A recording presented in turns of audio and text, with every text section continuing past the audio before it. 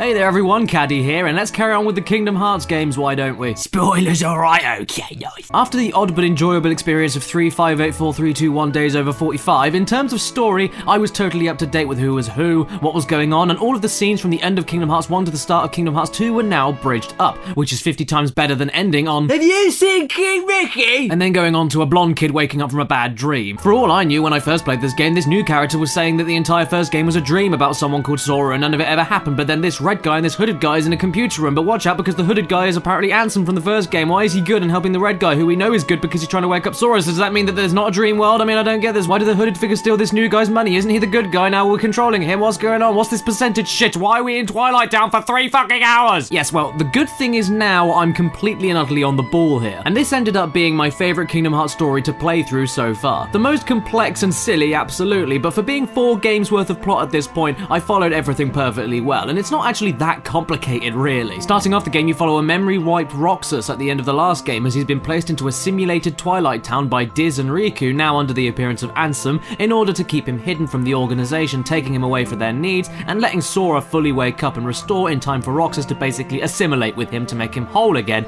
because Roxas was Sora's nobody created from Sora's heartless state from the first game. After Sora, Donald, and Goofy wake up a good while later from the original game, it becomes a pretty standard affair. Since their memories were also wiped in order to restore themselves, they can only remember up to the end of Kingdom Hearts 1, so once they get detailed by an undercover King Mickey to find the almighty Yen Sid in order to find out more about the Heartless that are still roaming around, along with the new nobody enemies acting as slaves to the organization, it does the same kind of things as the original game, going around the fractured Disney worlds and locking them up, stopping a revitalized Maleficent and her new sidekick Pete, and of course stopping this new threat in the form of the organization until you reach the biggest bad place and kick the final boss to shit and save the day. But the cool thing about the Sora parts isn't just that the repeated ideas are changed slightly, like the keyholes in the Disney worlds being small items, this time adding a nice layer of mystery, but also that to our heroes we've been controlling and helping recover from the last couple of games, the organization, the characters and relationships in there, and all the stuff built up in 3, 5, 8 days means fuck all. You're essentially left with no choice in Kingdom Hearts 2 but to slaughter every single member of the organization in order to stop them taking the power from Kingdom Hearts, the heart of all worlds. But the reasons they need Kingdom Hearts in the first place isn't necessarily that evil, making the scene of Axel's death and the final goodbye he has with Roxas before they both fade away extra upsetting because Sora will never fucking understand the impact of what he's doing to the people he simply thinks are bad guys. I love this disconnect and chance for the players to feel something a bit different and confusing other than pure satisfaction for killing the baddies, and I can't wait to see where it further goes in the other games, if it does at all. And after building up Diz for all this time, only to discover that he is the actual man known as Ansem,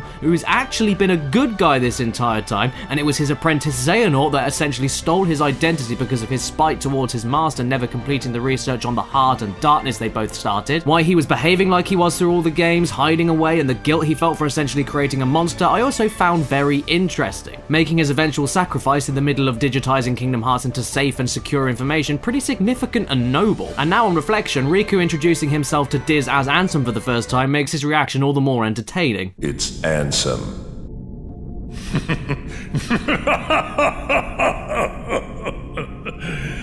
It's an honor, Ansem. And hey, the head of the organization is actually Xehanort's nobody because he did indeed become a Heartless like in Kingdom Hearts 1, so shit, you've basically got 2 halves of the same bad guy running both ends of the evil in the world, and damn, I thought this shit was really great and I don't care what anyone fucking says. I used to be a detractor of these games' stories, and yes, they are still bloody stupid, don't get me wrong, but now I can safely say I'm a fan. This kind of twisty-turny, otherworldly, multi-layered character story I really love, and I think that for Kingdom Hearts, for as dumb as it is, does it in a very entertaining and interesting way. And I never thought I'd say that coming back to these games. I mean, seriously, I didn't even realize the first time I played Kingdom Hearts 2 all those years ago that Twilight Town at the very start of the game was even a simulation. Seriously, I didn't even realize that. But this time, as I was writing this script, every single question I wrote into my notes ended up being answered by the end of the game in some way or another. Once I was fully versed on the idea of nobodies being husks of beings created whenever someone becomes a Heartless, and the Organization 13 is trying to use Kingdom Hearts to give all of the nobodies in that group all all souls by filling it up with as many hearts as possible from defeated Heartless, everything else just kind of falls into place. And again, like 358 Days, I loved how the organization's plight isn't even that awful. They just want to have emotions and souls, yet it's all the individual members within the group and their violent, manipulative methods towards each other that ultimately make them dangerous and needing to be stopped. The only things I couldn't figure out are the word stealing parts at the very beginning of the game. Yeah, I don't understand any of this, and it's never brought up again. And how the fuck is Jack Sparrow a skeleton in the moonlight at the Barbossa boss, but then during the entire stage he's in the moonlight all the time but never looks like that? And what? You and your wife used to what? What? Don't leave me hanging. Did you both bang? Actually, I don't care, because I just want to look at this game for a long time from how pretty and smooth it is on the PS4 remaster. This game looks bloody fantastic, and even if it was still on the PS2, it looks so much more detailed, less blocky, and more fluent than the original game. At the time, I'd say it was like PS3 quality at low resolution. Every animation in the cutscenes or battles feel as much as a 3D cartoon as you could possibly get.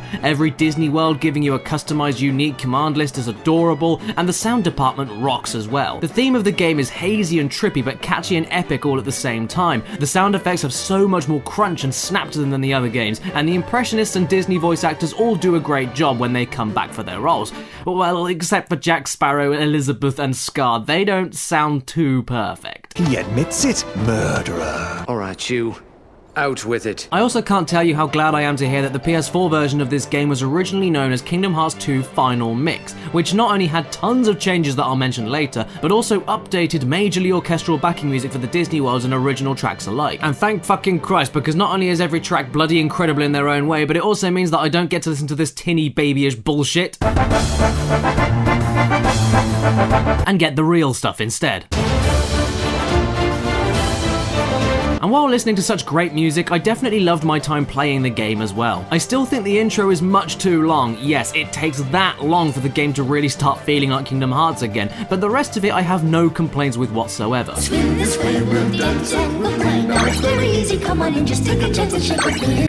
Except for that. It's basically the same deal as the first Kingdom Hearts, running around, fighting off spawning enemies around you with melee magic and 2 other teammates, special attacks, ability points with abilities to equip for the correct situation, flying all over Disney-themed worlds, fighting bosses, seeing the odd Final Fantasy character, and the occasional platform to jump over. However, the game went out of its way to not only go 10 feet deeper, but also end up being one of the most fun and mindlessly insane action RPGs I've ever played. To be fair, if you level up correctly, it can be seen as much easier than Kingdom Hearts 1 with all the shit at your disposal, but the challenge of the game is still there if you play too offensively. That, and you're given literal hundreds more enemies to go against in every encounter, and much more multitasking about what's around you because of that. That part where you fight the Nobody Army in the canyon single-handedly is the perfect example of how much more insane this game is than the last ones. It's like Dynasty Warriors mixed with Castlevania Symphony of the Night and in 3D. And whenever you make a mistake, unlike the last game, which usually ends up being because of your slightly stiff and slower actions and movement, usually ends up being because your reactions weren't quick enough due to the swifter and smoother inputs and responses. It feels fairer even when it turns the difficulty up to impossible levels like on the infamous Sephiroth boss fight. Also, my sister spent weeks training to beat Sephiroth in Kingdom Hearts 2, and when she finally beat him only to receive a Keyblade that was worse than her current one, she screamed and it was brilliant. The main story itself is a relatively comfortable journey if you do every encounter you can, and where it does have the occasional spike and occasional enemy that will fuck you up,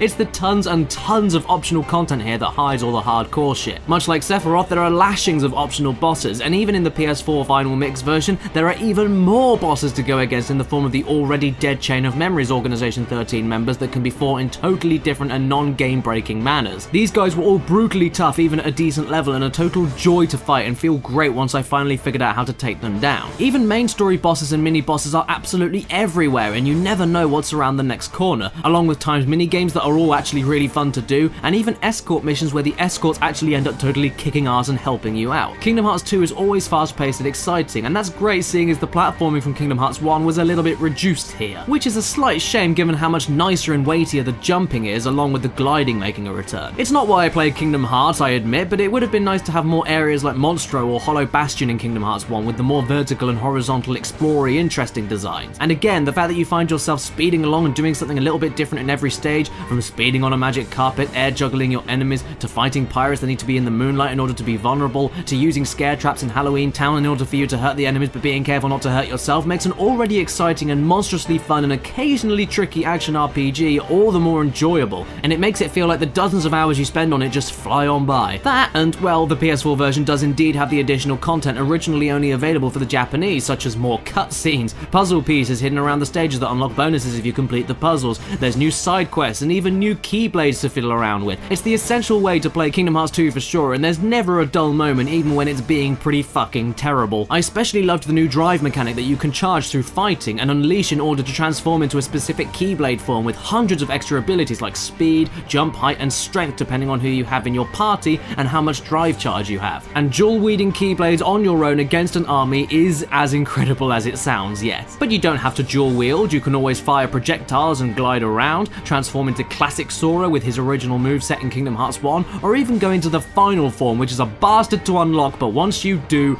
Jesus fucking Disney. Speaking of abilities, there are so many more for Sora, Donald, and Goofy than there ever were in the first game, leading to leveling up and new ability points becoming available to you every couple of minutes and new items flying at you for materializing constantly. You always feel like you're progressing every single second in the game, and when you combine that constant feeling of getting stronger alongside the visual chaos, it can make you feel pretty godly. Yes, with these two next to you. I even loved how sometimes the sneaky initially cool AP abilities like extra flippy combos in the sky, where they look fantastic and can cause total devastation if you combine it with other abilities that scale your damage depending on how big your combos are before a finisher, it was the negative combo ability that makes you hit less that actually ended up being my lifesaver. Since my finishing moves were so powerful, I could activate them much quicker without the silly flippy shit and wasting my time, and the stun potential I had was off the chain. But it's made out to be a bad ability. That's the awesome thing about it. It's a case of actually reading into these abilities and experimenting and not just randomly activating everything in your menus without thinking. Everything in the game feels faster on its own anyway. Opening chests is done in a second and can be done during a battle. You can pick and swap your party members with a simple directional button command. You have faster attacks, faster guards and dodges, and a much better lock-on system with a much more manageable camera. Shops for buying and selling items, armor and weapons are now available all over the place during world exploration to stop you going back to one location all the time.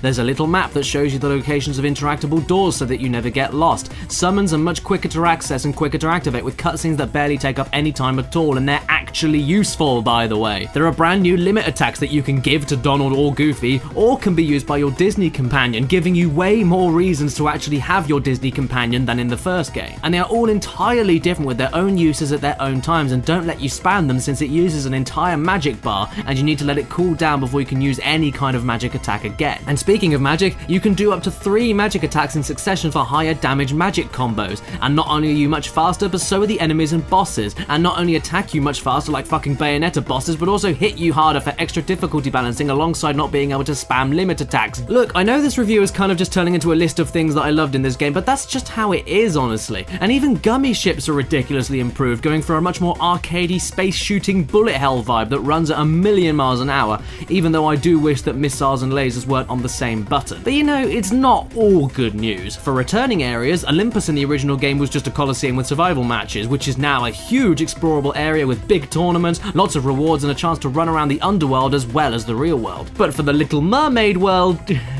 well, it was one of my least favourite parts of the original game, with the restrictive attacks, no dodging, floaty swimming, and repetitive fights. But now it's A musical for everyone to have a lot of finny fun. the worst thing on the PS2. I'm so sorry, but I do not understand the reasons behind any of this. Here we have a couple of original and classic movie songs that you need to rhythm minigame your way through, and that's it. That's the entire world. And not only are the original songs complete fucking trash, but the rhythm part of the rhythm game does not exist. None of it is in time. Just watch and listen. Just a touch, cause it won't take too much to pump, pump, pump. This isn't rhythm, this is quick time events with really awkward timings, and if you don't hit them, you lose, and none of it is remotely fun, despite how cringy it can often get with Sora, Donald, and Goofy singing along. Okay then, well, let's bookend this review with some more good shit at least. Behavior management for your team is also deeper than ever before, with your choice on how aggressive each character should use each special attack and healing item individually. Items can be quick selected along with your magic, and auto-reloaded if you have enough of it in your stock. There's tons of extra context-sensitive battle actions during fights by pressing triangle triangle, where you can turn the tables and use enemy attacks against them in the middle of a fight to reward your quick reactions, or even go into brief mini-games in order to kill an enemy in one shot if you're successful. The worlds themselves may be a lot more spacious than before, which can serve as a little bit sad and tiring, but I never feel like they overstayed their welcome like Tarzan from Kingdom Hearts 1, which is a tiny level but really badly done. And the fact it makes the camera more manageable, and the fact that you spend less time across more worlds help with the adventurous feeling the game has. It feels more like you're actually in worlds with the bigger spaces, something I felt Wonderland lacked massively in Kingdom Hearts 1,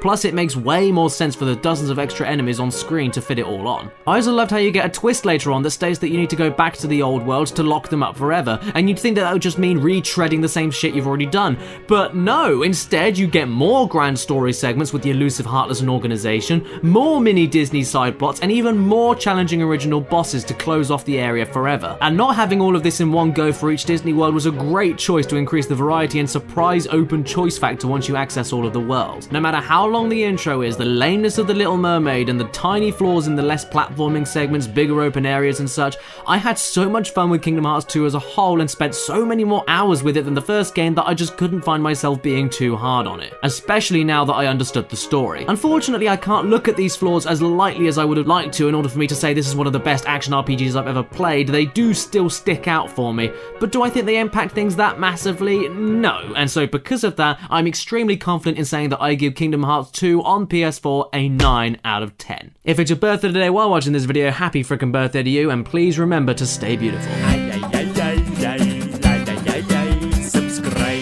Thank you so much for watching, and please consider supporting the show on Patreon if you'd like to get your names in the credits or have 24-hour ad-free early access to every Caddicarus episode. Special thanks to Crash Rocks 1419, Omar Matu, Patrick Ferguson, Andy Ellis, Carsten, Robert Alamsha, I Have a Portal Gun, Gamerman, Kirsten B, QB, Matthew Elliott, Nathan Young, Nicole Ganara, and Jacob Pappenfuss.